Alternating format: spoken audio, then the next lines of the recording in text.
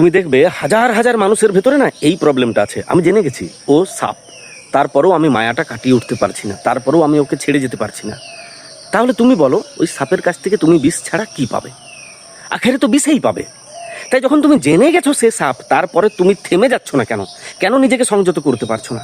ধরো আমি কন্টিনিউ অনলাইনে একটা রিলেশনকে এগিয়ে নিয়ে যাচ্ছি বছরের পর বছর, তারপরে জানতে পারলাম আমি যার সঙ্গে কথা বলতাম সে একটি রোবট, সে মানুষ নয়।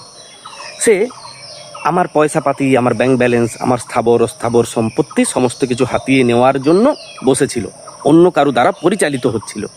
এরপরে যদি আমি বেরোতে না পারি, আমি যদি বলি আমি তার সঙ্গে মায়ায় আবদ্ধ হয়ে গেছি, তাহলে আমি মূর্খ, আমি পানিশমেন্ট পাবো। ঈশ্বর আমাকে চোখ দিয়েছেন, উনি সত্যি সত্যি দয়ালু বলে আমার চোখ খুলে দেখিয়ে দিয়েছেন আমি যার সঙ্গে রিলেশনে আছি সে একটি সাপ।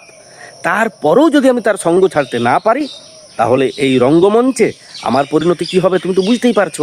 তাই যখন তুমি জেনে গেছো, বুঝে গেছো, তখন সিদ্ধান্ত নাও, সরে যাও, নতুবা মরে যাবে।